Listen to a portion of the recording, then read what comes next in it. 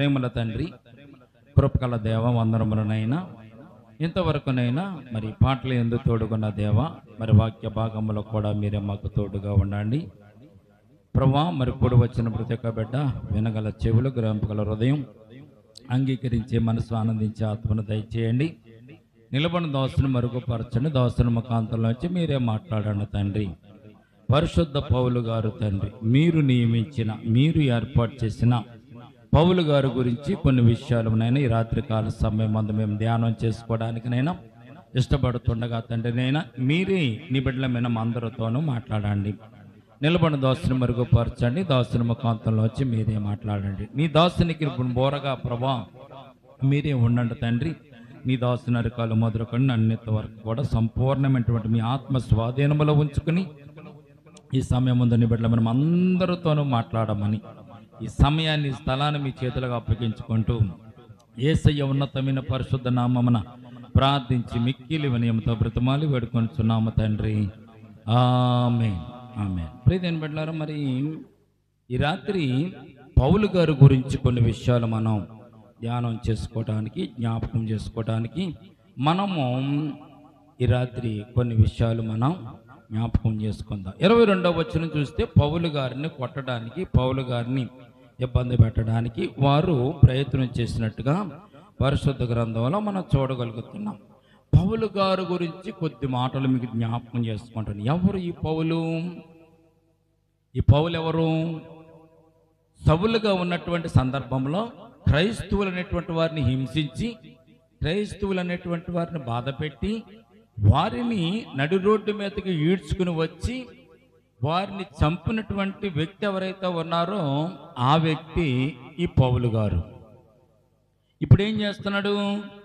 క్రైస్తవులంటే పడినటువంటి వాడు, క్రైస్తవులంటే అసలు గిట్టనటువంటి వాడైనటువంటి పౌలు క్రైస్తవులకు సువార్తను చెప్పడానికి, క్రైస్తవులను దేవుని వైపు కంటే క్రీస్తు మార్గంలోకి నడిపించడానికి ఎన్నో దెబ్బలు తింటూ, ఎన్నో బాధలు పడుతూ, ఎన్నో కష్టాలు పడుతూ దేవుని సువార్తను ప్రకటిస్తున్నటువంటి వ్యక్తి ఇక్కడ ఈ పౌలుగా మనం చూడగలుగుతున్నాం. ప్రియమైన బిడ్డలారా, పౌలు యొక్క సాక్ష్యం చాలా ఆశ్చర్యంగా ఉంటుంది. 22వ అధ్యాయం మొట్టమొదటి నుంచి చదువుతాం చూడండి.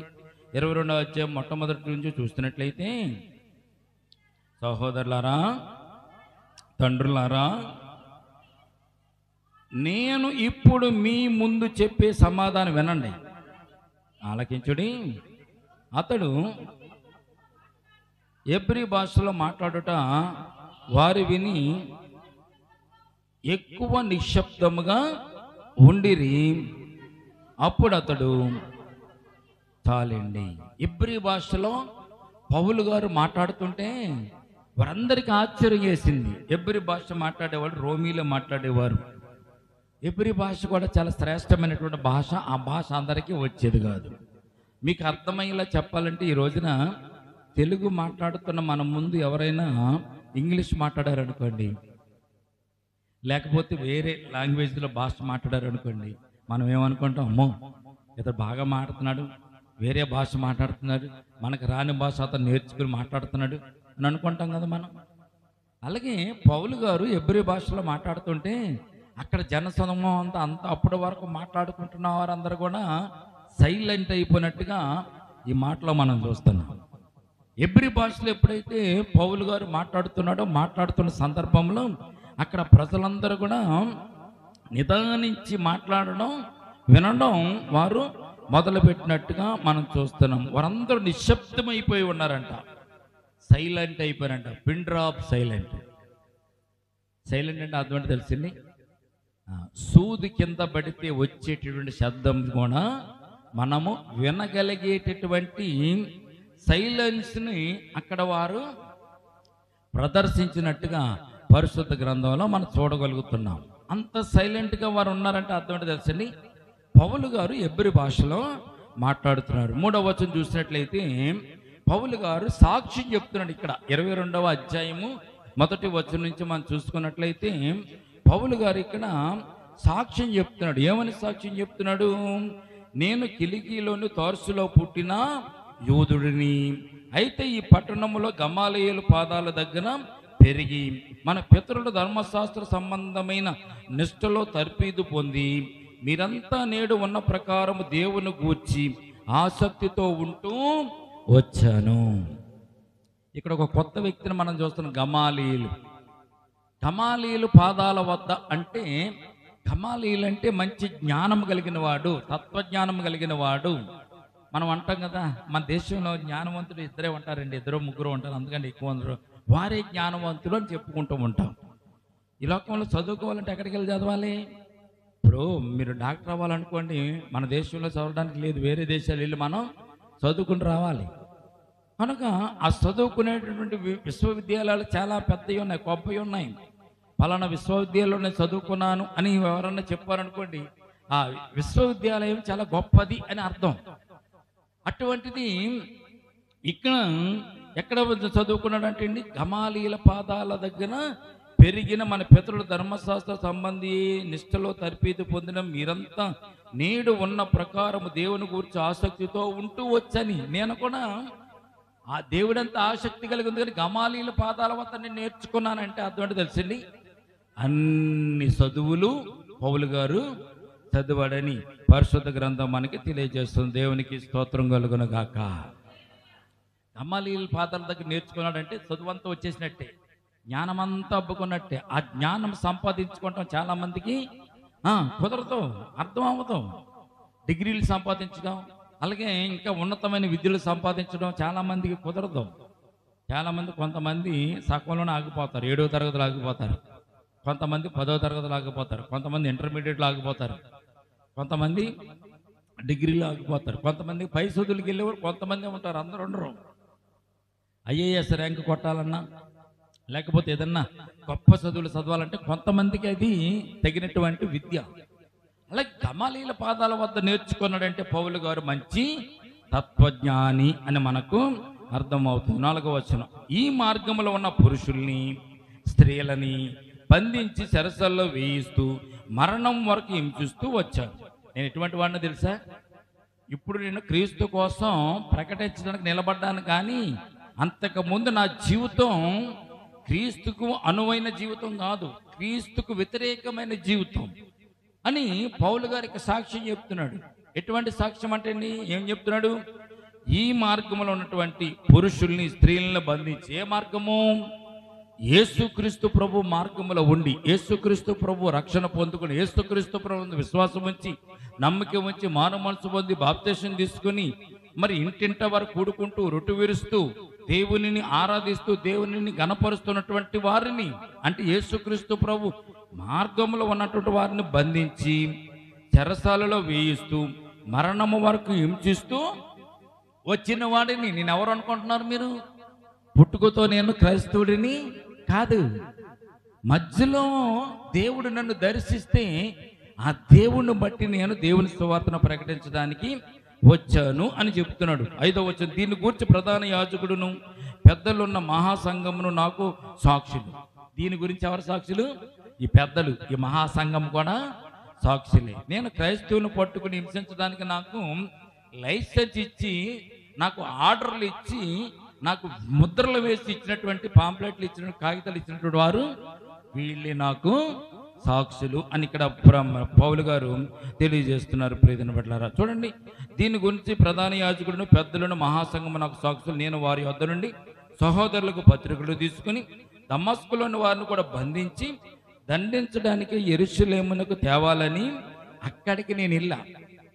దమస్కులో క్రైస్తవులు ఉన్నారు, వారు కూడా నిష్ఠతో ఉన్నారు, వారు కూడా భక్తితో ఉన్నారు, వారిని కూడా తీసుకొచ్చి బాహాటంగా చంపాలని, యెరూషలేమునకు తీసుకుని రావాలని నేను బయలుదేరి నేను ప్రయాణమై దమస్కు నుండి సమీపించాం. నేను దమస్కులోనికి వారిని కూడా బంధించి దండించడానికి యెరూషలేమునకు తేవాలని అక్కడికి వెళుతున్నాను. దమస్కులోకి వెళ్తున్న సందర్భంలో ఏం జరిగిందంట? నేను ప్రయాణం చేస్తూ దమస్కును సమీపించినప్పుడు మధ్యాహ్నం ఆకాశం నుండి గొప్ప వెలుగు ఆకాశమొత్తుగా నా చుట్టూ ప్రకాశించింది. నేను నేల మీద పడినప్పుడు, సౌలా సౌలా నీవు ఎందుకు నన్ను హింసించుతున్నావని నాతో ఒక స్వరం పలకడం నేను విన్నాను అని పౌలు గారు ఇక్కడ సాక్ష్యం చెప్తున్నాడు. నేను దమస్కులో ఉన్న క్రైస్తవులను తీసుకుని వచ్చి వారిని చెరసాలలో వేయించాలని, బంధించాలని, యెరూషలేమును తీసుకురావాలని, వారిని తీసుకురావడానికి దమస్కు గేటు దగ్గరికి వెళ్ళాను. అంతే, దమస్కు గేటు దగ్గరికి వెళ్ళాను. గేటు దగ్గరికి వెళ్ళేసరికి నాకు ఒక పట్టపగలు మిట్ట మధ్యాహ్నం గొప్ప వెలుగు నాకు కనిపించింది. అసలే మిట్ట మధ్యాహ్నం సూర్యుడు మంచి పగపగ మండుతూ ఉంటాడు, మంచి వేడిగా ఉంటుంది, కాంతిగా ఉంటుంది. అటువంటి కాంతికి మించిన 1000 రెట్ల కాంతి, గొప్పదైనటువంటి కాంతి. ఇక్కడ చూడండి, నేల మీద చూడండి ఏమంటుందో తెలుసు, గొప్ప వెలుగు ఆకాశమత్తుగా నా చుట్టూ ప్రకాశించింది. పౌలు గారు క్రైస్తవులను చెరపట్టడానికి, క్రైస్తవులు హింసించడానికి తాకీదులు ఆర్డర్ పొందుకుని, లైసెన్స్ పొందుకుని వస్తున్న సందర్భంలో దమస్కో గేటు దగ్గర దేవుడు పౌలుకి ప్రత్యక్షమైనట్టుగా మనం చూస్తున్నాం. దేవునికి స్తోత్రం కలుగునగాక. దమస్కులో ఉన్న క్రైస్తవులు ప్రార్థనలు చేస్తున్నారు. ఎందుకు ఈ విషయం చెప్తున్నానంటే, దమస్కుల్లో ఉన్నటువంటి క్రైస్తవులు ప్రార్థన చేస్తున్నారు. ప్రభా, పౌలు అనేవాడంట క్రైస్తవులు హింసపెడుతున్నాడంట, చాలా చుట్టుపక్కల ఏరియాలన్నింటిలో చాలా మందిని చంపాడంట, హింసించాడంట, బంధించాడంట. మా దమస్కో కూడా వస్తున్నాడంట. ప్రభు, ఏమైనా వాడిని నువ్వు మార్చకపోతే వాడిని చంపే, మార్చితే పర్లేదు, మార్చకపోతే వాడిని చంపే ప్రభా. ఎందుకంటే క్రైస్తవులందరినీ కూడా హింస పెడుతున్నాడు, నీ బిడ్డలు హింస పెడుతున్నాడు, నిన్ను నమ్మిన వారిని హింస పెడుతున్నాడు కనుక వాడిని దయచేసి వాడిని ఏమైనా నీవు ఆపు చేయని సంఘాలు ప్రార్థన చేస్తున్నారు. దమస్కులో ఉన్న సంఘాలు ఈ రాత్రి మీకు జ్ఞాపకం చేస్తాను. ప్రియమైన బిడ్డలారా, సమస్యలు అనేకమని రావచ్చు, కానీ సంఘంగా కూడి ప్రార్థన చేస్తున్నప్పుడు ఆ ప్రార్థన దేవుడు ఆలకిస్తున్న సత్యాన్ని ఇక్కడ మనము జ్ఞాపకం చేసుకోవాలి. సౌలు క్రైస్తవులు హింసపెట్టడానికి దమస్కో గేటు దగ్గరకు వచ్చిన తర్వాత దేవుడు వారి ప్రార్థనలు ఆలకించి దమస్కో గేటు దగ్గర ఉన్నటువంటి సౌలుకు దేవుడు దర్శనమిచ్చి, అన్యుడైనటువంటి సౌలుకు, దేవుని ఎరిగినటువంటి సౌలుకు దేవుడు దర్శనమిచ్చి, దర్శనములో జరిగినటువంటి సాంగత్యాలన్నీ కూడా ప్రభు మనకు ఇక్కడ పౌలు గారు సాక్షి రూపంలో తెలియజేస్తున్నాడు. వారు ప్రార్థన చేశారు, దేవుడు నన్ను దర్శించాడు అని చెప్తున్నాడు. చూడండి 7వ వచనం, నేను నేల మీద పడినప్పుడు సౌలా సౌలా నువ్వెందుకు నన్ను హింసించున్నావని నాతో ఒక స్వరము పలకడం నేను విన్నాను. అయ్యలారా వినండి, సాక్షి ఇది. నేను సాక్ష్యం చెప్తున్నాను. దేవుడిని నమ్మిన తర్వాత, దేవుడు నన్ను దర్శించిన తర్వాత, దేవుడు నన్ను ఏర్పాటు చేసుకున్న తర్వాత జరిగిన సంఘటనలన్నీ కూడా మీకు తెలియజేస్తున్నాను, వినండి అని పౌలు గారు ఇక్కడ సాక్ష్యం చెప్తున్నట్టుగా మనం చూస్తున్నాం. ఆ దమస్కో గేటు దగ్గర గొప్ప వెలుగును చూశాను. వెలుగు చూసిన తర్వాత వెలుగులోంచి ఒక స్వరం వినడం, మాట్లాడడం నేను చూశాను. ఆ మాటలు ఏమన్నానంటే, సౌలా సౌలా నువ్వెందుకు నన్ను హింసించుచున్నావు, నాతో ఒక స్వరం పలకడం విన్నాను. అందుకు నేను, ప్రభువా నీవెవరివి అని అడిగినప్పుడు ఆయన, నీవు హింసించుచున్న నజరేయుడగు యేసును అని నాతో పలికారు. అప్పుడు ఆ స్వరాన్ని విన్న తర్వాత నువ్వెవడవు అసలు, నాతో ఎందుకు మాట్లాడుతున్నావు, నాతో ఎందుకు పలకరిస్తున్నావు అని అన్నప్పుడు ప్రభు ఏమన్నాడంట, నీవు హింసించుతున్న నజరేయుడునగు యేసును అని ఆ స్వరం చెప్పిందంట. దేవునికి స్తోత్రం కలుగునుగాక. పౌలు సాక్ష్యం చెప్తున్నాడు, జరిగిన సంగతి అంతా కూడా పౌలు గారు చెప్తున్నాడు. ఇక్కడ ఆ స్వరం వినబడ్డది, నాకు స్వరం వినబడ్డది, నువ్వు ఎవడవని అడిగాను. నేను నజరేయుడైనటువంటి యేసుని నాతో చెప్పిన తర్వాత 9వ వచనం, నాతో కూడా ఉన్నవారు ఆ వెలుగును చూశారు, కానీ నాతో మాట్లాడిన వారి స్వరము వారు వినలేదు. అప్పుడు నేను, ప్రభువా నేనేమి చేయాలి అని అడగ్గా, ప్రభు నీవు లేచి దమస్కులోనికి వెళ్ళు, అక్కడ నీవు చేయడానికి నియమింపబడినవన్నీ నీకు చెప్పబడుతుంది అని ఆ స్వరం నాతో చెప్పింది అని నాతో అన్నాడు. నేను దమస్కులోకి వెళ్ళు, నువ్వేం చేయాలి అక్కడ నీకు తెలియజేయబడుతుంది అని చెప్పాడు. ఆ వెలుగు ప్రభావం వల్ల నేను చూడలేకపోవడం వల్ల నాతో కూడా ఉన్నవారు నన్ను నడిపించగా దమస్కులోనికి నేను వచ్చాను. అంటే ఆ వెలుగును చూసిన తర్వాత పౌలు గారి యొక్క కళ్ళు, సౌలు యొక్క కళ్ళు పోయినాయి, చూడలేకపోయాడు. గొప్ప వెలుగులు ఎప్పుడైతే చూసాడో ఆ లోకపు కళ్ళు, పౌలు గారి కళ్ళు చూడడం మానేసిన తర్వాత దమస్కులో తన పక్కనటువంటి సైనికులు నడిపించి దమస్కులో తీసుకుని వచ్చినట్టుగా మనం చూస్తున్నాం. 12వ వచనం, అంతట ధర్మశాస్త్రం చెప్పున భక్తిపరుడు అక్కడ కాపురం ఉన్న యూదులందరి చేత మంచి పేరు పొందినటువంటి అననీయ అనే ఒకడు నా దగ్గరకు వచ్చి నిలిచాడు. సౌలా సహోదరుడా, దృష్టి పొందు అని నాతో చెప్పగా ఆ గడిలో నేను దృష్టి పొంది అతన్ని చూశాను. అప్పుడు అతడు, మన పితరుల దేవుడు తన చిత్తాన్ని తెలుసుకోవడానికి, నీతిమంతుని చూడడానికి, ఆయన నోటి మాట వినడానికి నిన్ను నియమించాడు. అననీయ ప్రార్థన చేసి నా కొనులు రప్పించిన తర్వాత అతడు నాతో చెప్పిన మాట ఏమిటంటే, నీతిమంతుని చూడడానికి, ఆయన నోటి మాట వినడానికి నిన్ను ఆయన నియమించుకున్నాడు. దేవునికి స్తోత్రం కలుగునుగాక.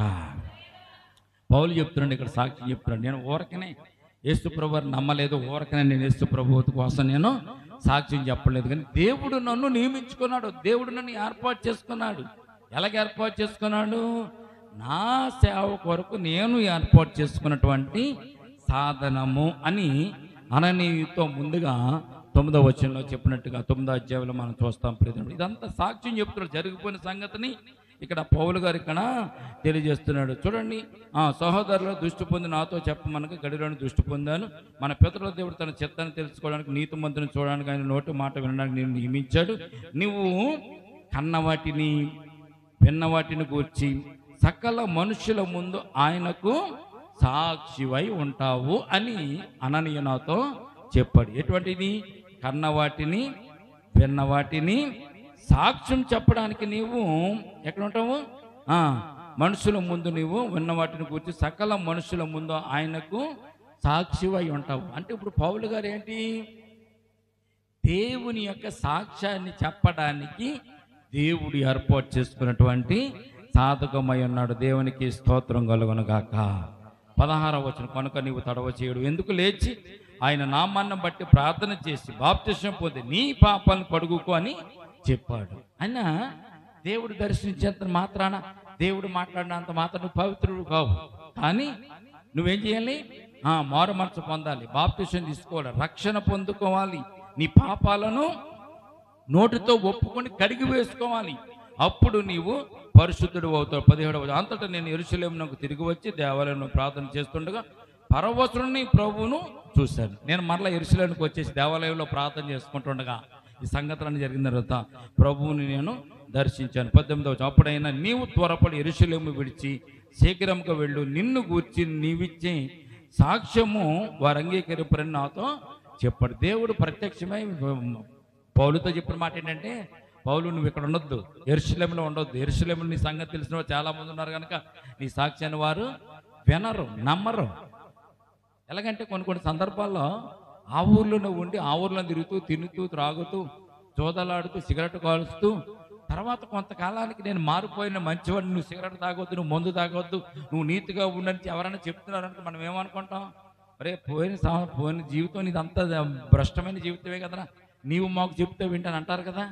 కనుక యెరూషలేములో నీ గురించి తెలిసిన వారు ఎవరో కూడా నీ సాక్ష్యాన్ని నమ్మరు. కనుక నువ్వు యెరూషలేము నుంచి బయటికి వెళ్ళి అన్యజనుల దగ్గరికి వెళ్ళి అన్యజనులకు సువార్తను నీవు ప్రకటించు అని దేవుడు పౌలు గారితో చెప్పినట్టుగా అందు నేను ఇలా చెప్పాను, ప్రభువా, ప్రతి మందిరంలో నీ మీద విశ్వాసం ఉంచే వారు నేను సరసాలలో వేయిస్తూ కొట్టుతూ వచ్చారని వారు బాగా తెలుసు కదా.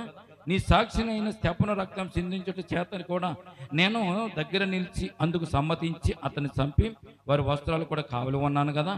అయినా నేను చెప్పే సాక్షి వారు వింటారు అని పౌలు గారు దేవుడితో చెప్తున్నాడు. అందుకని దేవుడు మళ్ళా అన్నాడు 21వ వచనంలో, వెళ్ళు, నేను దూరంగా అన్యజనుల దగ్గరికి నిన్ను పంపుతాను అని నాతో ఆయన చెప్పాడు. చెప్పినా కానీ పౌలు గారు అక్కడ ఉండి ఆ ప్రజల మధ్య ఉండి సాక్ష్యం చెప్పడం మొదలుపెట్టారు. అసలు విషయంలోకి మనం 22వ వచనంలోకి మనం వస్తున్నాం అనమాట. ప్రియమైన బిడ్డలారా, ఎందుకు ఎన్ని పౌలు గారి గురించి, పౌలు గారి యొక్క సాక్ష్యం గురించి, పౌలు గారి యొక్క ప్రకటన గురించి ఎందుకు మనం చెప్పుకోవాలంటే, పౌలు యొక్క జీవితం చాలా శ్రేష్టమైన జీవితం. మన జీవితం కూడా పౌలు గారు లాగా నడిపించుకోవాలని, పౌలు గారు మాదిరిగానే మనం ఉండాలని పౌలు గారు మనకు తెలియజేస్తున్నాడు.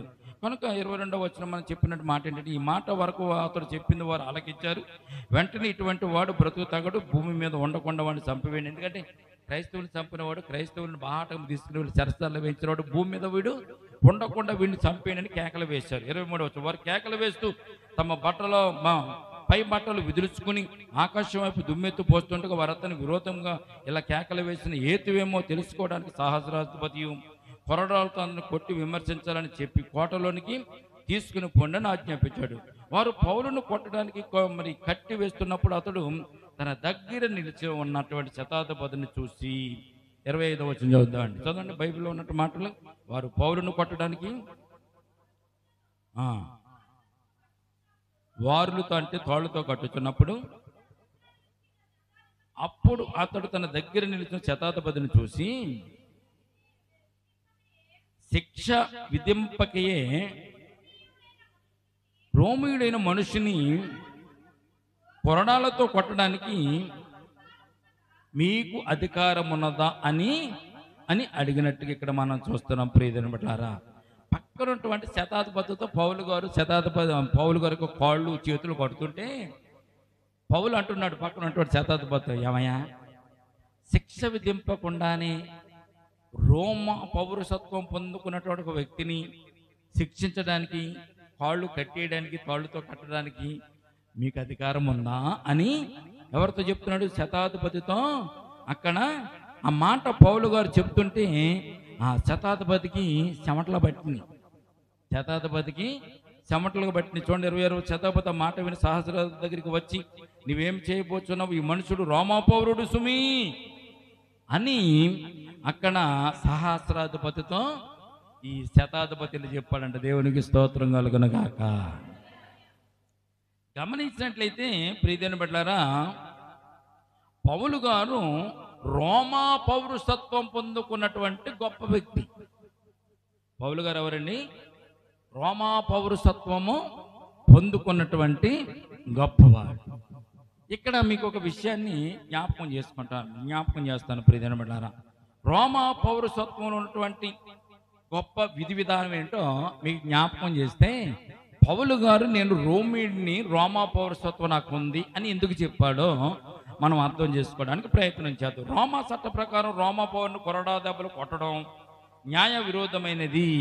అంటే రోమా పౌరుని ఎవరైనా బయట వాళ్ళు రోమా ప్రభుత్వమే కొట్టాలని కొడితే రోమా ప్రభుత్వమే శిక్షించాలి. కానీ బయట వాళ్ళు రోమా పౌరసత్వం పొందుకున్న వాడిని బయట వాళ్ళు ఎవరో శిక్షించడానికి సహస్రాధిపతికి కానీ న్యాయాధిపతులకు కానీ ఎవరికి హక్కు అక్కడ లేదు. అది విరోధమైనది. న్యాయస్థానంలో ఒకవేళ రోమా పౌరుడు నేరస్తుడిని కనుగొన్నప్పుడు కూడా అతడు సాధారణంగా ఈ భయంకర శిక్షను పొందడు. దీని గురించి పౌలుకు బాగా తెలుసు. దేవునికి స్తోత్రం కలుగును గాక.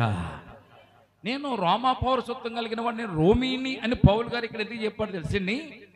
రోమా పౌరుడైనటువంటి రోమా పౌరసత్వం పొందుకున్నటువంటి పౌలును ఈ సహస్రాధిపతి కానీ శతాధిపతి కానీ ఎవ్వరు కూడా శిక్షించడానికి వీలు లేదు. ఎందుకు పౌలు గారు ఈ మాట చెప్పాడు? తప్పించుకుంటా చెప్పాడా అంటే కాదు. కొన్ని సందర్భాల్లో మనకున్నటువంటి అధికారాన్ని, మనకున్నటువంటి బలాన్ని మనం చూపించుకోవాల్సిన పరిస్థితి కొన్ని సందర్భాల్లో వస్తూ ఉంటుంది. ఎవరైనా మనల్ని అన్యాయంగా కొడుతున్నప్పుడు, ఎవరైనా మన అన్యాయంగా దూషిస్తున్నప్పుడు, అన్యాయంగా మనల్ని చెరసాలు వేస్తున్నప్పుడు మనకున్నట్టు బలాన్ని చెప్పుకోవచ్చు. నాకు ఫలానా వాళ్ళు తెలుసు, నేను ఫలానా వ్యక్తిని ఫలానా తాలూకా నేను చెప్పవచ్చు, తప్పేం కాదు దానికి.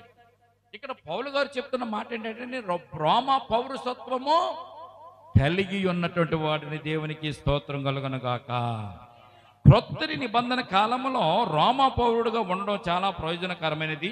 ఒక మనుషుడు పుట్టుకతో పౌరుడు అవుతాడు, లేక ప్రభుత్వానికి విశేషమైన సేవలు చేయడం వల్ల పౌరసత్వము ఇవ్వబడుతుంది. పౌలు రోమా పౌరుడుగా పుట్టాడు అంతే.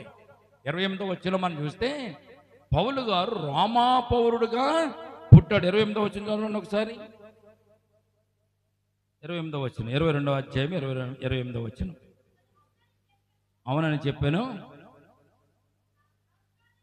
సహస్రాధిపతి, నేను బహుద్రవ్యం ఇచ్చి, అమ్మా పౌరసత్వం అమ్మోయ్, నేను పౌరసత్వం సంపాదించుకున్నానని అన్నాడు. అందుకు పౌలు, నేనైతే పుట్టుకతోనే రోమీయుడును అని చెప్పినట్టుగా మనం చూస్తున్నాం. దేవునికి స్తోత్రం కలుగును గాక. రోమా ప్రభుత్వంలో రోమా పౌరసత్వం పొందుకోవాలంటే సర్వసాధారణమైనటువంటి విషయము కాదక్కడ. ఎందుకో తెలిసింది? రోమా పౌరసత్వం సంపాదించుకోవటానికి సహస్రాధిపతి ఏం చేశాడంట? ఎంతో ద్రవ్యం ఇచ్చి కొనుక్కున్నాడంట రోమా ప్రభుత్వ పౌరసత్వాన్ని. ఈ రోమిల యొక్క పౌరసత్వాన్ని ఈ సహస్రాధిపతి కొనుక్కున్నాడు. పౌలు ఏమన్నాడు తెలుసా? నేనైతే పుట్టుకతోనే రోమిడును అని చెప్తాడు. దేవునికి స్తోత్రం కలుగును గాక. అసలు పౌరసత్వం మనకి ఎందుకు ఉపయోగపడుతుంది చెప్పండి? పౌరసత్వం ఎందుకు ఉపయోగపడుతుంది? మన ఇండియా నుంచి అమెరికాకి కానీ ఇంగ్లాండ్కి కానీ వేరే దేశాలకు వెళ్ళాలంటే మనకి ఏం కావాలో తెలిసిన, ఇక్కడ నుంచి ఒక వీసా కావాలి. మనకి వీసా అంటే నీవు ఈ దేశంలో పుట్టినవాడు కాదు, ఈ దేశపు పౌరుడు నీవు కాదు కనుక నీవు ఫలానా ఊరు నుంచి ఫలానా దేశం నుంచి వస్తున్నావు, ఎన్ని రోజులు ఉంటావు, ఎన్ని రోజులు నువ్వు ఇక్కడ జీవిస్తావో నువ్వు రాసి చెప్పి ఎందుకు వస్తున్నామో మొత్తం అంతా వాడు వీసాలో పొందుపరిచి వీసాను తీసుకుని వెళ్తే ఆ వీసాను బట్టి అమెరికాలో నిన్ను ఎంటర్ అవనెత్తాడు. వీసా లేకుండా వెళ్ళావనుకో, దొరకవనుకో నిన్ను తీసుకెళ్ళి జైల్లో పడేస్తాడు. మరలా నీకు విడుదల అక్కడ ఉండదు. పౌరసత్వం అంటే అది ఆ దేశంలో బ్రతకడానికి, ఆ దేశంలో నివసించడానికి నీకు ఆ దేశపు యొక్క పౌరసత్వపు అధికారము నీవు కావాలి. అంటే కొంతమంది కొనుక్కుంటారు, కొంతమంది పుట్టుకతోనే వస్తుంది. ఇక్కడ నుంచి ఎవరైనా దంపతులు వెళ్ళారు కూడా అమెరికా దంపతులు అక్కడికి వెళ్ళిన తర్వాత అక్కడ వీళ్ళ పిల్లలకి ఎవరైనా ఇక్కడ పిల్లలు అక్కడికి వెళ్ళిన తర్వాత వారికి పిల్లలు పుట్టారు అనుకోండి, ఆ పిల్లలకి వీసా అవసరం లేదు. ఆ పిల్లలు ఏమవుతారు, అమెరికాలో ఉండగా పుట్టారు కనుక, ఇంగ్లాండ్లో ఉండగా పుట్టారు కనుక ఆ దేశపు పౌరసత్వం వారికి స్వతహాగానే వస్తుంది. వారికి కొనుక్కొని అవసరం లే, వాళ్ళకి వీసాలతో పని లేదు. వారు ఇండియా వచ్చినా, ఇండియా నుంచి మరలా అక్కడికి వెళ్ళినా కానీ, వారికి మరలా అమెరికా వెళ్ళినా కానీ వీసాలతో వారికి పని లేదు. తల్లిదండ్రులతో పాటు ఇండియాకి రావచ్చు, నా కుమారుడు అందులో ఉంటుంది. అక్కడికి వెళ్ళిన తర్వాత ఆ దేశపు పౌరసత్వం అంటే ఆధార్ కార్డు అక్కడ ఆ పిల్లవాడికి ఉంటుంది కాబట్టి ఆ కుమారుడికి పౌరసత్వం అవసరంలే. కానీ ఎక్కడ నుంచి అక్కడికి వెళ్ళేవారు, ఇక్కడ పుట్టి అక్కడికి వెళ్ళేవారికి పౌరసత్వం ఆదా కావాలి. మీకు అర్థమైంది అనుకుంటాను. కనుక ఇక్కడ రోమీడు అయినటువంటి వాణిని సహస్రాధిపతి కానీ, శతాధిపతి కానీ, ఇంకెవ్వరు కానీ, సమాజం కానీ వారిని శిక్షించడానికి వీలు లేదు అనేటువంటి సత్యాన్ని పరిశుద్ధ గ్రంథం మనకి తెలియచేయబడుతుంది. దేవునికి స్తోత్రం కలుగునగాక. కనుక ఈ విషయము పౌలు గారికి బాగా తెలుసు. అందుకే పౌలు గారు కాళ్ళు కట్టుకున్నప్పుడు, కాళ్ళు చేతులు కట్టేస్తున్నప్పుడు ప్రియమైన బిడ్డలారా పౌలు గారికి అర్థమైపోయింది, నన్ను ఇలా బంధించి నన్ను ఒకవేళ హింసిస్తారేమో, నేను రోమా పౌరునని చెప్పితే వీళ్ళు వెనకక తగ్గొచ్చని నేను రోమా పౌరునని చెప్పాడు. అప్పుడు సహస్రాధిపతి ఏమన్నాడు, ఒరే బాబు చాలా డబ్బులు పెట్టి నేను కొనుక్కున్నాను, నువ్వు రోమిడు అన్న సంగతి ముందే చెప్పొచ్చు కదా, ఇప్పుడు చెప్తున్నావు బాబు, ఈ రోమిడు అనే సంగతి నిన్ను కనుక మేము పట్టుకున్నామని ఇలా బంధించామన్న సంగతి తెలిస్తే రోమా ప్రభుత్వం నన్ను ఊరుకోదు. చాలా భయంకరమైనటువంటి శిక్షని ఈ సహస్రాధిపతికి వేస్తుంది, శతాధిపతికి వేస్తుంది, వీళ్ళందరికీ కూడా వేస్తుంది. కాబట్టి ప్రియమైనట్లనా వాడు భయపడ్డట్టుగా మనం చూస్తున్నాం. కాబట్టి అతని తండ్రి రోమా పౌరుడుగా ఉండవచ్చునని మనం తెలుసుకోలేం. పౌలు తండ్రి ఏ విధంగా రోమా పౌరసత్వం పొందినాడో మనకు తెలియదు, కానీ బహుశా తార్సులో రోమా గవర్నర్కు అతడు విలువైన సేవలు చేస్తున్న తార్సులో పుట్టినటువంటి సౌలు అనేటువంటి సత్యాన్ని మనం మొట్టమొదటిగా చదువు. మనకు కష్టం వచ్చినప్పుడు మనము యోగ్యమైన చట్టపరమైన పద్ధతులు వాడుకొని కష్టం నుండి బయటపడవచ్చునటువంటి ఉదాహరణ ఇక్కడ పౌలు గారు మనకు తెలియజేస్తున్నట్టుగా మనం చూస్తున్నాం. ప్రియమైనలారా చూడండి, ఇక్కడ ఏ చట్టకులు ఉంటాయో శిక్ష పడకుండా చూసుకోవాలనేటువంటి పద్ధతులు కొన్ని మనకు ఉంటాయి కనుక వాటిని మనం ఉపయోగించుకోవచ్చు. మేము పలానా చర్చికి వెళ్తామండి, పలానా చర్చి సభ్యులు మేము పాపం చేయండి, తప్పు చేయండి, దొంగతనం చేయండి, దోపిడీ చేయండి, ఎదురు వరకు మేము హాని చేయండి అని చెప్పుకోవచ్చు, తప్పేం కాదు. పౌలు గారు నేను రోమా పౌరుని సత్యాన్ని ఇక్కడ తెలియజేసినట్టుగా పరిశుద్ధ గ్రంథంలో మనం చూడగలుగుతున్న దేవునికి స్తోత్రం కలుగునగాక.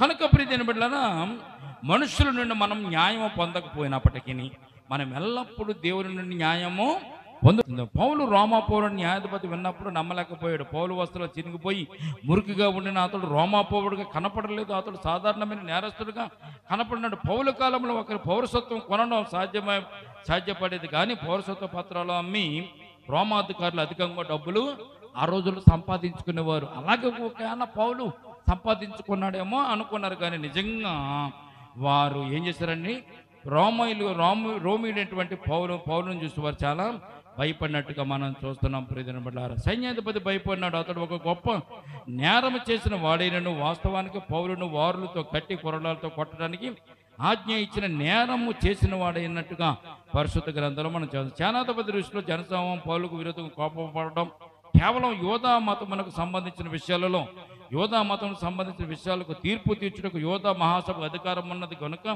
పౌలుపై ఆరోపణలు ఉన్నవో లేవో కనుగొనడానికి మహాసభను పిలిచి దాని సహాయము తీసుకోవాలని న్యాయాధిపతి నిర్ణయించాడు. 30వ వచనం చూడండి. మరునాడు యూదులు అతని మీద మోపిన నేరమేమో తాను సరిగా తెలుసుకొని కోరి సహస్రాధిపతి అతన్ని వదిలించి ప్రధాన యాజకులు మహాసభ వారందరూ కూడి రావాలని ఆజ్ఞాపించి పౌలును తీసుకుని వచ్చి వారి ఎదుట నిలవబెట్టాడు. దేవునికి స్తోత్రం కలుగును గాక.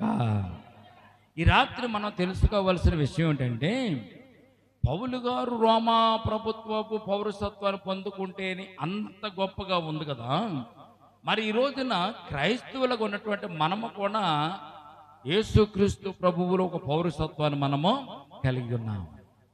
ఈ లోకంలో జీవించినప్పుడు ఆధార్ కార్డు ఎలాగైతే ఉందో, రేషన్ కార్డు ఎలాగైతే ఉందో, ఈ లోకంలో ఉన్నప్పుడు మనకి ఎలాగైతే అధికారాలు ఉన్నాయో, ఈ లోకము విడిచిన తర్వాత పరలోక రాజ్యానికి వెళ్ళడానికి కూడా పౌరసత్వం మనము సంపాదించుకోవాలి. దేవునికి స్తోత్రం కలుగును గాక. పరలోకంలో ఎవరిని పడితే వాళ్ళు రానివారండి. రోమీలైనటువంటి పౌలు గారికి పౌరసత్వం ఎలాగైతే రోమా పౌరసత్వం ఉందో, ఈ లోకంలో క్రైస్తవులైనటువంటి నీకు కూడా పరలోకపు పౌరసత్వాన్ని నీవు కూడా సంపాదించుకోవాలి. నేను దేవుని నమ్ముకున్నానండి, నేను విశ్వాసం ఉంచానండి, బాప్తిసం తీసుకున్నానండి, ఆదివారం గుడికి వెళ్తున్నానండి, శనివారం ఉపవాస ప్రార్థనకి వెళ్తున్నానండి, హల్లెలూయా అంటున్నానండి, స్తోత్రాలు అంటున్నానండి, కానుకలు ఇస్తున్నానండి, దశమ భాగాలు ఇస్తున్నానండి అంటే సరిపోదు. పరలోకపు పౌరసత్వాన్ని మనం సంపాదించుకుని ఆ పౌరసత్వం కోసం మనం ఈ లోకంలో పాటుపడాలి. దేవునికి స్తోత్రం కలుగును గాక.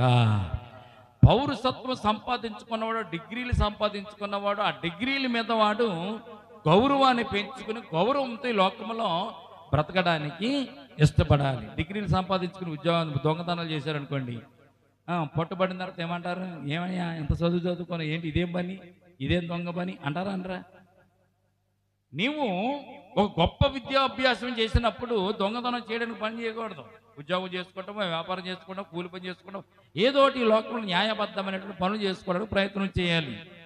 నీవు పరలోక రాజ్యపు పౌరసత్వాన్ని పొందుకున్నటువంటి నీవు ఈ లోకంలో నేను పరలోక రాజ్య పౌరుడిని అని చెప్పుకునేటువంటి గర్వం నీలో ఉండాలి. దేవునికి స్తోత్రం కలుగును గాక. ఎక్కడ వెళ్ళినా, ఎన్నిసార్లు ప్రార్థనకు వచ్చినా, ఎన్నిసార్లు గుడికి వచ్చినా, ఎన్నిసార్లు చేసినా నార్మల్గా మనం ఉంటే ఎలా కుదురుతుంది? మనకు ఒక పౌరసత్వం ఉంది. ఏంటది? మారు మనసు పొంది బాప్తిసం తీసుకుని రక్షణ పొందుకున్నటువంటి నీకు నాకు కూడా పరలోక రాజ్యపు పౌరసత్వం మనము కలిగి ఉన్నాం. ఈ భూమి విడిచిన తర్వాత మనం ఎక్కడికి వెళ్తాం? పరలోక రాజ్యానికి వెళ్తాం. ఆ పరలోక రాజ్యానికి వెళ్ళడానికి అన్యులకు అవకాశం లేదు, కానీ నీకు నాకు దేవుడు ఆ పౌరసత్వ అధికారాన్ని దేవుడు మనకు ఇచ్చాడు. ఏదైనా అవసరం వచ్చినప్పుడు, ఏదైనా సమస్య వచ్చినప్పుడు నువ్వేం ప్రార్థన చేయాలి? ప్రభువా, నేను ఈ లోకపు దానిని కాదు, ఈ లోకపు వాడిని కాదు, నేను పరలోకపు పౌరసత్వం కలిగిన వాడిని.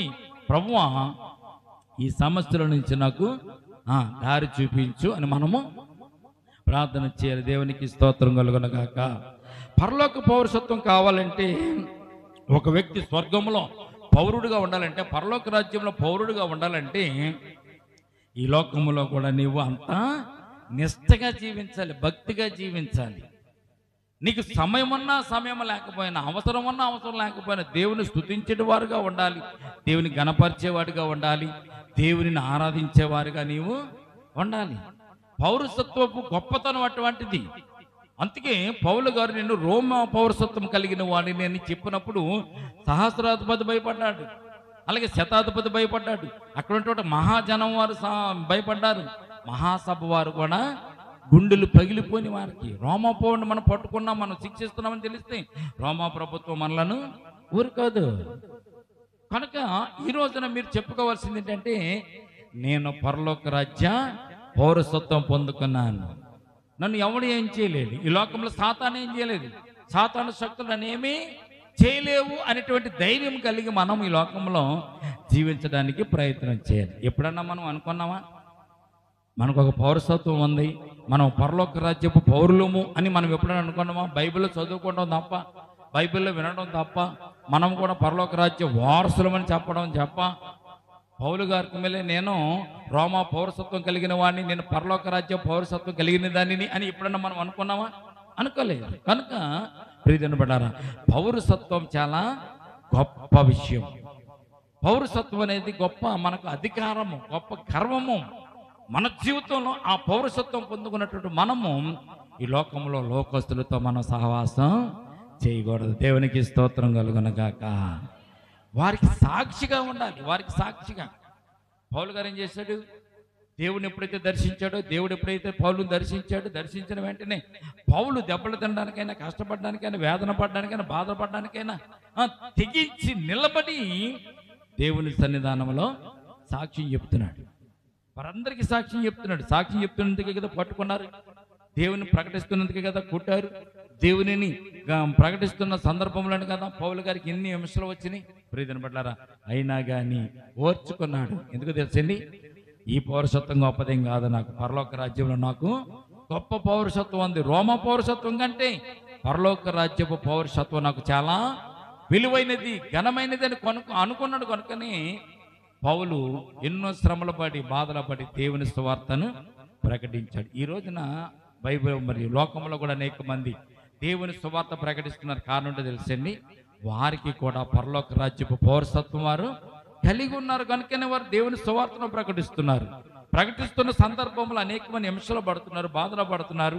అనేకమైన బాధల్లో కొంతమంది చనిపోతున్నారు, కొంతమంది చంపబడుతున్నారు, కొంతమంది చెరసాలలో వేయబడుతున్నారు, కొంతమంది యాక్సిడెంట్లకు గురై కూడా చనిపోతున్నారు. ప్రియదినబడ్డారు. కారణం ఏంటో తెలుసండి? ఈ లోకము నాది కాదు. ఏ లోకం నాది? పరలోకం నాది. పరలోక పౌరసత్వం కలిగిన వాడిని. ఈ లోకము శాశ్వతమైనది కాదు అని వారు ప్రకటిస్తున్నారు పౌలుకు మెల్లి. కనుక ప్రియదినబడ్డారా, మనము పరలోక రాజ్యపు పౌరులము. పరలోక రాజ్యము నాది, ఆ పరలోక రాజ్యములో నేను పౌరుడిగా ఉంటానన్న విషయాన్ని మీరు జ్ఞాపకం చేసుకుంటే ఈ లోకంలో లోకముతో కలవరు, లోకస్తులతో కలవరు, లోకంలో ఉన్నటువంటి ఆటపాటలకు కానీ, లోకోక్తులకు కానీ మీరు ఎదురు చూడరు. కనుక ఈ రాత్రి పౌలు గారు పౌరసత్వం ఎలాగైతే కలిగి ఉన్నాడు, పరలోక రాజ్య పౌరసత్వం మనం కూడా కలిగి ఉన్నాం. కనుక పౌలు కుమ్మలే దేవునిని మనము ఈ లోకంలో ప్రకటించడానికి, ఆయన సాక్షిగా ఈ లోకంలో జీవించడానికి మనం ప్రయత్నం చేయాలని పరిశుద్ధ గ్రంథం మనకు తెలియచేయబడుతుంది. కనుక ప్రియమైన బిడ్డలారా, ఈ పౌరసత్వం చాలా గొప్పది. ఈ లోకంలో ఆధార్ కార్డు ఎంత గొప్పదో పరలోక రాజ్యంలో పౌరసత్వం కూడా అంతే గొప్పది. ఈ లోకం శాశ్వత కాలం, ఇది అశాశ్వతమైన కాలం, శాశ్వత కాలం కాదు. ఈ లోకంలో ఎంతకాలం ఉంటాం, ఎంతకాలం బతుకో మనకు తెలియదు. కానీ పరలోక రాజ్యం వెళ్ళిన తర్వాత నిత్యము అక్కడ ఆకలి దప్పికలు లేనటువంటి రాజ్యంలో మనము ఉంటామన్న సత్యాన్ని గ్రహించి పరలోక రాజ్య పౌరసత్వం పొందుకున్న మనమందరం కూడా దేవునితో ఉంటూ, దేవునితో గడుపుతూ, దేవునికి ఆశీర్వాదాలు పొందుకుందాం. పౌలు కొన్నటువంటి గౌరవం, గొప్పతనం, నేను రోమా పౌరసత్వం కలిగిన వాడిని ఎలాగైతే గర్వంగా చెప్పుకున్నాడు, మనం కూడా పరలోక రాజ్య పౌరసత్వం కలిగిన వారము అని చెప్పుకుంటూ ఈ లోకంలో గర్వంగా తల ఎత్తుకుని దేవుని సువార్తను ప్రకటిస్తాం. దేవుడి మాటలు దీవించి మళ్ళీ నటి రీతిగా పరలోకపు పౌరసత్వాన్ని మనకి శాశ్వతంగా దయచేసిన దేవుడిని ఆరాధిస్తూ కనపడుతూ ముందుకు సాగుతాం. కొద్ది మాటలు దేవుడు దీవించి ఆశీర్వదించును గాక. ప్రార్థన చేసుకుందాం. ప్రేమల తండ్రి, కృపల దేవందమునైనా ఎంతవరకునైనా కొడుకులో ఉండి మాతో మాట్లాడిన స్తోత్రాలు తండ్రి. అపోస్తులుడైనటువంటి పౌలు గారికి నైనా రోమా పౌరసత్వం కలిగి ఉన్నాడు, అలాగే పరలోక రాజ్య పౌరసత్వం కూడా కలిగి ఉన్నాడు తండ్రి. ఈ రాత్రి నీ బిడ్డలు కూడా మేమైనా కూడా ప్రభా అట్టి నేను పరలోక రాజ్యపు పౌరసత్వాన్ని కలిగి నేను ప్రభు ఈ లోకంలో జీవిస్తుండగా ఆ పరలోక రాజ్య పౌరసత్వాన్ని బట్టి నేను బిడ్డలమైన మేము నన్ను ఈ లోకములు మిమ్మల్ని సాటించడానికి, సాక్షిగా మేము ఈ లోకంలో ఉండడానికి నేను కృప చూపించండి. పౌలు మాదిరిగానే ప్రభు ఈ లోకంలో శ్రమలు పడినా, బాధలు పడ్డా, ఇరుకులు పడ్డా, ఇబ్బందులు పడ్డా, నేను సావుకులోనైనా కానీ ప్రభునైనా కేవలం నీ సువార్తను ప్రకటించే వారికి ఈ లోకంలో జీవించడానికి నన్ను కృప చూపించమని ఈ రాత్రి వేడుకుంటున్నాము తండ్రి. కూడి వచ్చిన సంఘాన్ని, సంఘ బిడ్డలు మీరు జ్ఞాపకం చేసుకోండి. వారు నేను ప్రభు నీ వాక్యాన్ని బట్టి ఆదరింపబడడానికి నన్ను కృప చూపించండి. నీ పౌరసత్వం పొందుకున్న నీ బిడ్డలు ప్రభు నీలో జీవించడానికి, నీలో బ్రతకడానికి నేను కృప చూపించండి. ఈ రాత్రి నేను ప్రార్థిస్తున్నాం తండ్రి. నేను అనారోగ్యమైన ప్రతి ఒక్క బిడ్డను మీరు ముట్టి స్వస్థపరిచి ఆరోగ్యం దయచండి. నేను ఆసుపత్రిలో ఉన్నటువంటి నేను ప్రభు ఆత్మీయ తల్లిగా రాత్రి గారిని బట్టి ప్రార్థిస్తున్నాం. వారికి సంపూర్ణ స్వస్థత, విడుదల, కాపుదల దయచేయండి తండ్రి. మీ శిల్వ రక్తాన్ని ప్రోక్షించండి, శిల్వ శక్తితో నింపండి. నేను తల్లి గారికి నన్ను సంపూర్ణమైనటువంటి విడుదల నైనా మరి సంఘాల గురించి ప్రార్థించడానికి, సంఘ బిడ్డల గురించి ప్రార్థించడానికి ఇంకాను అత్యధికమైనటువంటి ఆయుష్ను ప్రభునైన తల్లి గారికి దయచేయమని ప్రార్థన చేస్తున్నాం. అలాగే నేను ప్రభునైనా ఉద్యోగికి ఇచ్చినటువంటి బిడ్డలను బట్టి, చిన్న కుమారుని బట్టి కూడా ప్రార్థిస్తున్నాం తండ్రి. ఆ కుమారుడు కూడా అనారోగ్యంగా ఉన్నాడు తండ్రి. నేను ఆ కుమారుడు కూడా జ్వరంతో ఉన్నాడు. ఈ రాత్రి ప్రభా ఆ కుమారుని కూడా మీ జ్ఞాపకం చేసుకుని దీవించండి, ఆశీర్వదించండి. మీ సన్నిధానంలో మేము ప్రార్థిస్తున్నాం తండ్రి. నైనా ఎవరైతే అనారోగ్యంగా ఉన్నారో, ఎవరైతే అస్వస్థతగా ఉన్నారో, ఎవరైతే ఆసుపత్రిలో నేను ప్రభు కోలుకోలేని స్థితిలో ఉన్నారు, ఎవరైతే నేను ప్రభు రోగాలతో నేను ప్రభు పీడింపబడుతున్నారో వారందరూ నజరేయుడైన యేసుక్రీస్తు నామములో విడుదల కలుగును గాక. నజరేయుడైన యేసుక్రీస్తు నామములో స్వస్థపరచబడును గాక. నజరేయుడైన యేసుక్రీస్తు నామములో వెంటనే వారికి అమూల్యమైన స్వస్థత కలుగును గాక. యేసుక్రీస్తు రక్తము వారిలో ప్రవహింపచేయబడును గాక. సిలువ రక్తము చేత వారు స్వస్థపరచబడుదురు గాక. సిలువ రక్తము చేత వారు విడుదల పొందుదురు గాక. వారిలో ఉన్నటువంటి ప్రతి కల్మషాన్ని దేవుడు తొలగించును గాక. ఈ రాత్రి మేము ప్రార్థించాం తండ్రి, నీ సన్నిధానంలో వారికి స్వస్థతనిచ్చినందుకే స్తోత్రాలు, వారికి విడుదల ఇచ్చినందుకే స్తోత్రాలు, వారిని ప్రభునైనా త్వరగానైనా ప్రభు ఇంటికి చేరని కృపణిస్తున్నందుకే స్తోత్రాలు తండ్రి. ఈ రాత్రి మా చుట్టుపక్కల ఉన్న ప్రతి ఇంటిని ప్రతి గృహాన్ని కూడా జ్ఞాపకం చేసుకోండి. అనారోగ్యమైన ప్రతి ఒక్క బిడ్డను చిన్నవారు మొదలుకొని పెద్దవారి వరకు కూడా ప్రభా మీ దక్షిణాస్తం చాచి గాయపడిన హస్తం చాచి వారిని ముట్టండి, స్వస్థపరచండి, ఆరోగ్యము వారికి దయచేయండి తండ్రి. దేశంలో అనేక మంది నేను ప్రభు అనారోగ్యంతో బారిన పడుతున్నారు. ఈ జ్వరాలు మాయదారి జ్వరాలు ప్రభునైనా మనుషులను ప్రభునైనా చాలా కృంగ తీసేస్తూ ప్లేట్లెట్స్ పడిపోతూ నీరసం చేసేస్తూ నేను ప్రభా నేను అనేక మంది బలహీనలు పరుస్తుండగా తండ్రి నైనా ఈ రోగాలన్నింటినీ కూడా ప్రభునైనా మీ శిలువ రక్తం చేత కడిగి పవిత్రపరిచి వారిని స్వస్థపరిచి మేలుతో నింపమని ఈ రాత్రి సంఘం చుట్టూ మీకు కంచి వేసి కాపుదలు దయచేయండి. అటువంటి అనారోగ్యాలు సంఘంలో నేను ప్రవేశింపకుండా తండ్రి నైనా మీ కాపుదల దయచేయండి. సాతాను శక్తులు అంధకార శక్తులు అయిపరచండి ప్రభువా. ఈ గృహం చుట్టూ నేను ప్రభు, సంఘం చుట్టూ, సంఘ బిడ్డల చుట్టూ నేను ప్రభునైనా మీ దేవదూతను కావలి ఉంచండి. రేపటి ధర్మన మరలా నీ సన్నిధానం రీతిగా కూడుకుని స్తుతించేంత వరకు మీ కాపుదల మీ కృప మాకు తోడుగా వచ్చి నడిపించమని నీ బిడ్డలు ఇంటికి వెళ్ళి చూడగా తండ్రి నీ సన్నిధాన ఆశీర్వాదం వారి గృహాలలో ఉంచమని చేసిన ప్రార్థనలు పాదచాన్ని చేర్చుకుని కృపాదేవితో నింపమని నజరేయుడైన యేసుక్రీస్తు పరిశుద్ధ నామమున ప్రార్థించి మిక్కిలి వినయముతో బ్రతుకులాడి వేడుకొనిచున్నాము తండ్రి. ఆమేన్. మన తండ్రి అయిన దేవుని ప్రేమయు కుమారుడైన యేసుక్రీస్తు కృపయు పరిశుద్ధాత్మని సహవాసం ఇప్పుడు ఎల్లప్పుడూ ప్రబోధ్య పర్యంతము సంఘమునకును మనకును అనారోగ్యము గుండి ఆసుపత్రిలో ఉన్నటువంటి బిడ్డలకును అలాగే ఆ అనారోగ్యం గుండి ఇంటి దగ్గర ఉన్నటువంటి బిడ్డలకును సదాకాలము తోడు నెడగొండునుగాక. ఆమేన్. యేసు రక్తమే చెక్, ప్రవేశ రక్తమే చెక్, యేసు నామమున సంపూర్ణ విజయం కలుగునుగాక. ఆమేన్. ఆమేన్.